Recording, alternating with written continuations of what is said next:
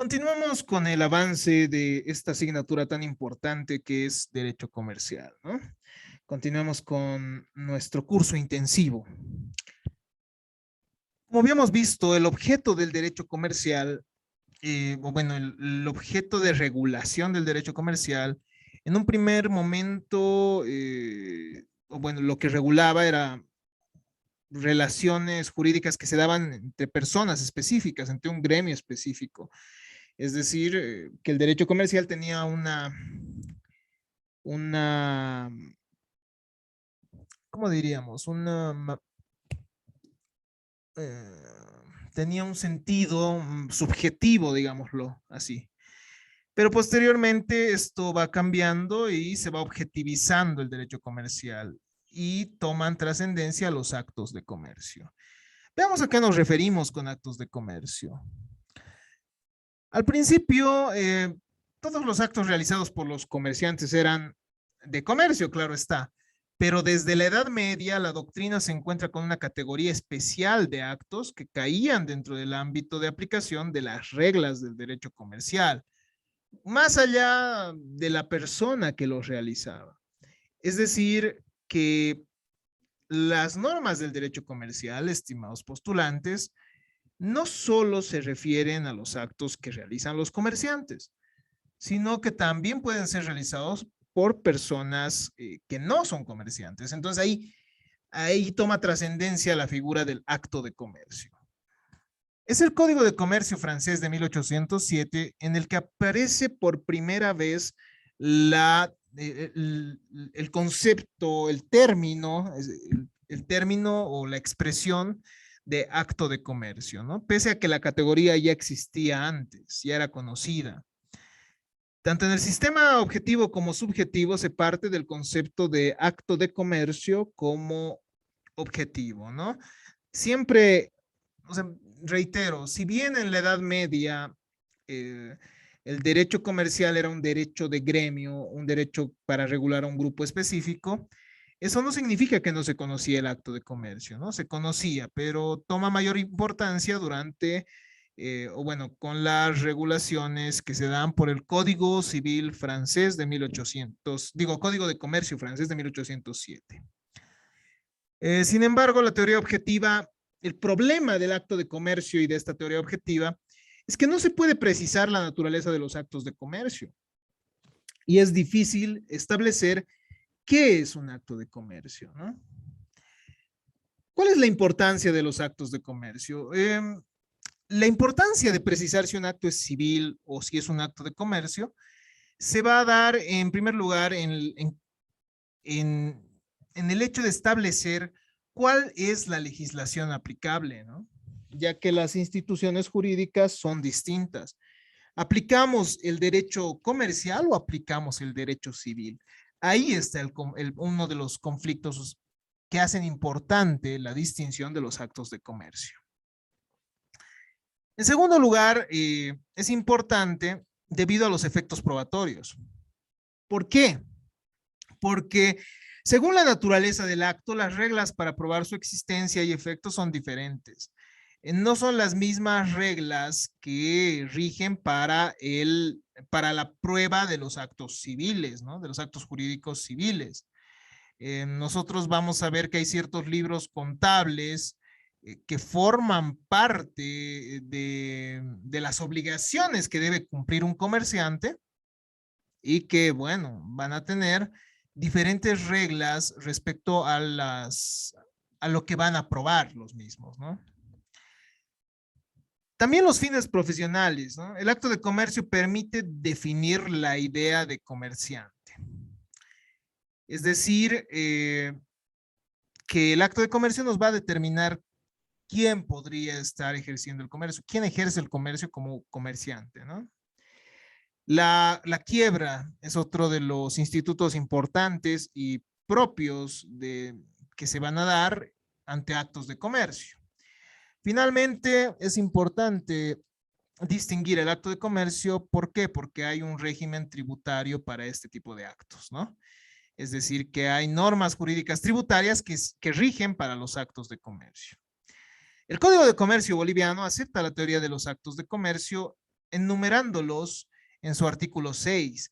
Sin embargo, estimados estudiantes, si bien hay un listado de esos actos de comercio, eh, no hay una definición de cuál sería la naturaleza de los actos de comercio.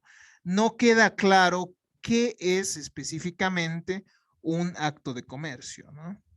Y hay diferentes teorías sobre lo que serían los actos de comercio. En primer lugar, hay una teoría denominada teoría de la circulación, que nos dice el acto de comercio es aquel que se interpone en la circulación de las riquezas entre el productor y el consumidor.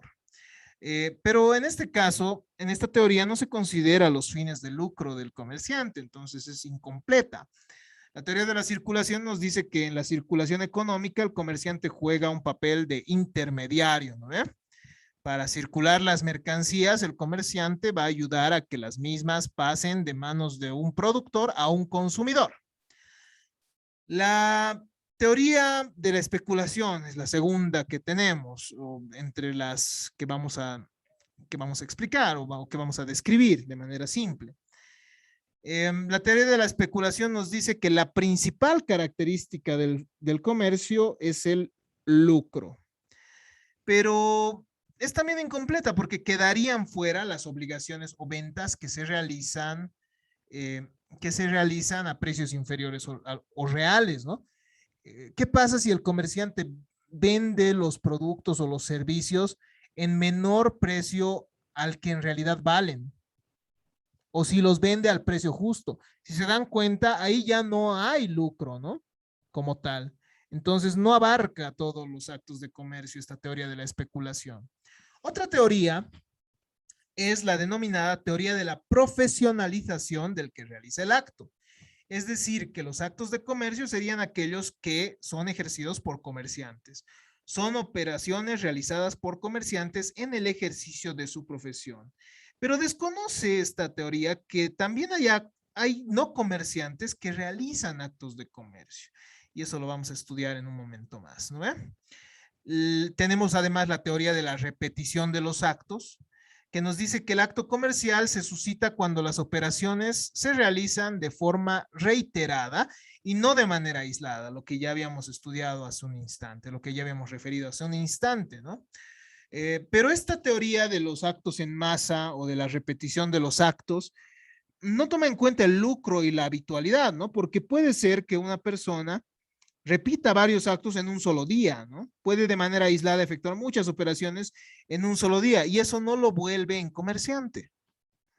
En realidad tiene que ser habitual y además tiene que buscar lucro.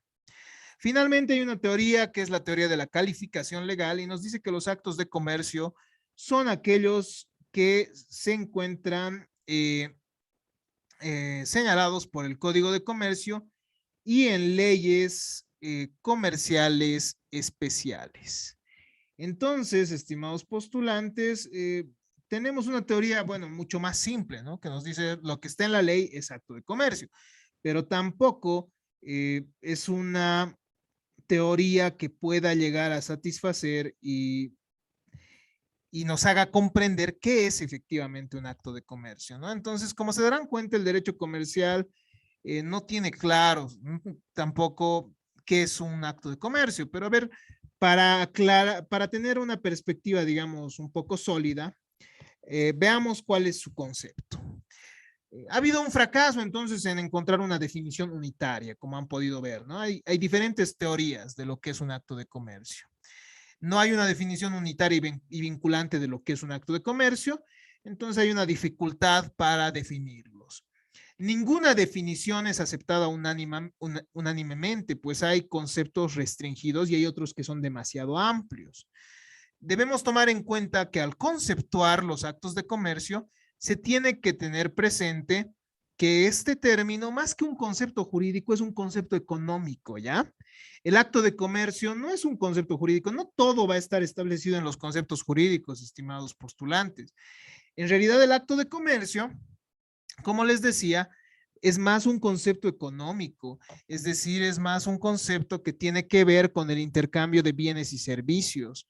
Son operaciones, nos dice Lindbergh Durán Ortiz en una aproximación muy válida, Son operaciones que con fines de lucro y en forma habitual realizan tanto los comerciantes como los que no lo son, que recaen en hechos y objetos materiales, siendo por consiguiente esos de dominio comercial. Entonces ahí ya nos acercamos un poco a lo que son los actos de comercio. Los actos de comercio, estimados estudiantes, según nuestro Código de Comercio, bueno, se dividen en una enumeración taxativa y enunciativa, manifestándonos cuáles son considerados por nuestro legislador actos de comercio, ¿no? Deja abierta la posibilidad de otras operaciones no detalladas, porque nosotros vamos a ver que este artículo no es restrictivo, ¿no? Si bien el artículo 6 del Código de Comercio nos dice estos son actos de comercio, no nos dice solamente estos son actos de comercio, sino que nos dice, bueno, entre otros, estos son actos de comercio. Entonces hay la posibilidad de que haya más actos de comercio que aquellos que la ley enumera específicamente, ¿ya? En segundo lugar, tenemos en el artículo 7 los actos de comercio por accesión.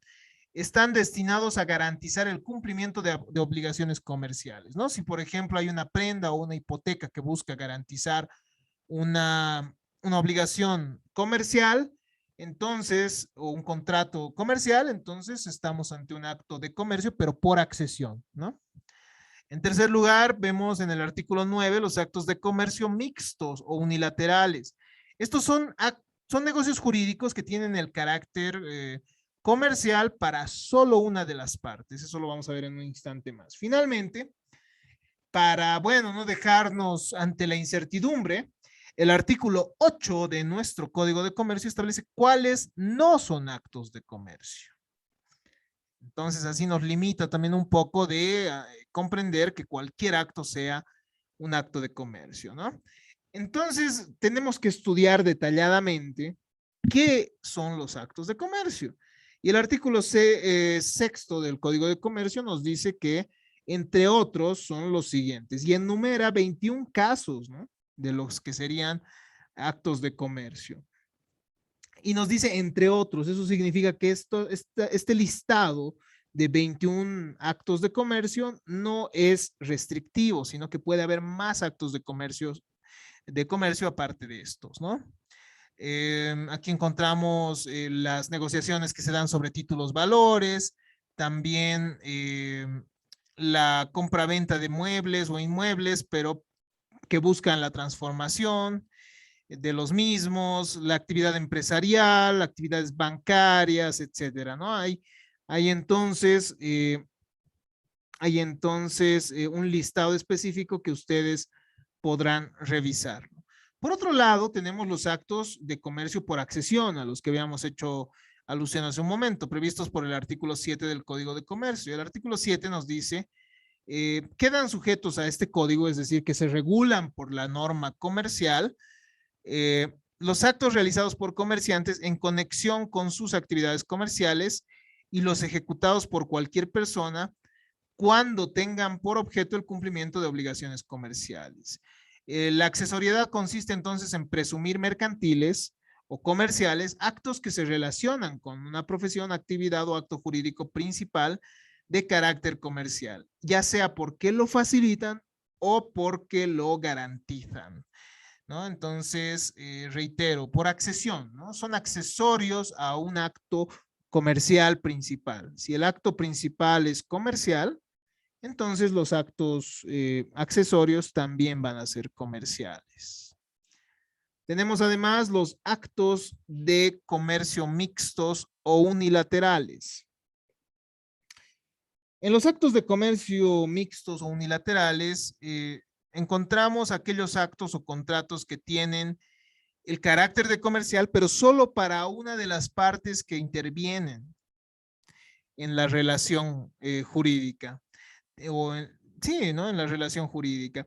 Tienen diferente naturaleza según se considere desde el punto de vista de uno u otro de los sujetos. A ver, y esto lo podemos encontrar en actos de la vida civil cotidiana, ¿no? Forman la generalidad, como ocurre, por ejemplo, en los seguros. Nosotros muchas veces, seguro ustedes alguna vez han celebrado el contrato de seguro, pero respecto a sus tarjetas de débito o crédito, ¿no? Entonces, ese es un acto comercial para una de las partes, es decir, para la aseguradora, y para nosotros es un acto de la vida cotidiana. El hospedaje, por ejemplo, ¿no? El hotel puede ejercer una actividad comercial bajo la forma de una sociedad comercial y nosotros vivimos un acto de la vida cotidiana en esa situación. Las cuentas corrientes también, ¿no? Sandoval sostiene que este tipo de actos suelen presentar problemas, porque cuando hablamos de este tipo de actos no se sabe cuál es la legislación aplicable, o sea, cuál tendría que ser. Se genera ese problema de qué norma tiene que aplicarse. Y finalmente, genera conflictos respecto a la prueba de la obligación.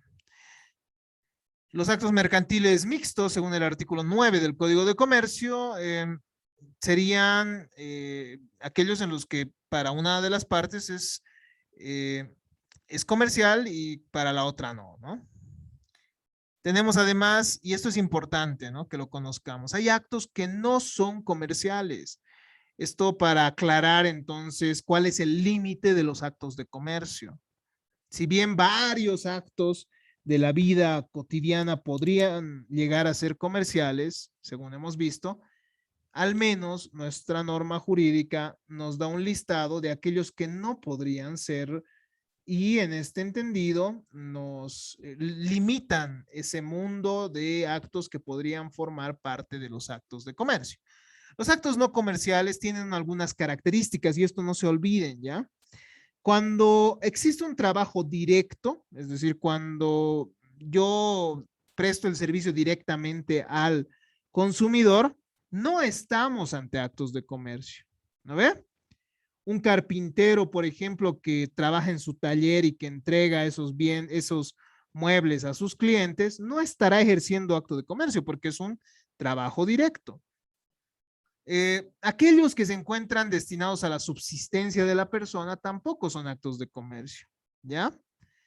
Si, por ejemplo, estamos ante una persona que se dedica a vender comida para subsistir, entonces no estaremos ante una persona que ejerza actos de comercio, ¿no? Cuando no hay una estructura empresarial, ¿no? Cuando no hay unidades operacionales, cuando no hay unidades de trabajo más propiamente, cuando no hay hay gerencias, subgerencias, un sector operativo bien delimitado, entonces no estaremos, nos dice, ante actos comerciales probablemente. Cuando hay ausencia de plusvalía, es decir, cuando no hay ganancias como tal, eh, eh, entonces, en ese caso, tampoco estaremos ante actos de comercio. Es una actividad accidental. Cuando estamos ante una actividad accidental y que no sea habitual, entonces estamos ante actos que no van a ser de comercio, ¿no? Por ejemplo, imaginemos que Einar se encuentra, o bueno, compra barato un lote de 10 celulares, ¿no? Un lote de 10 celulares y los va vendiendo en mayor precio. Eso no lo vuelve un comerciante porque no es habitual, es algo accidental, ¿no? Y entonces encontramos nosotros un listado de actos que no son comerciales. Entre estos están previstos por el artículo 8 de nuestro Código de Comercio. Muchas gracias por su atención. Hasta acá esta parte de nuestro avance.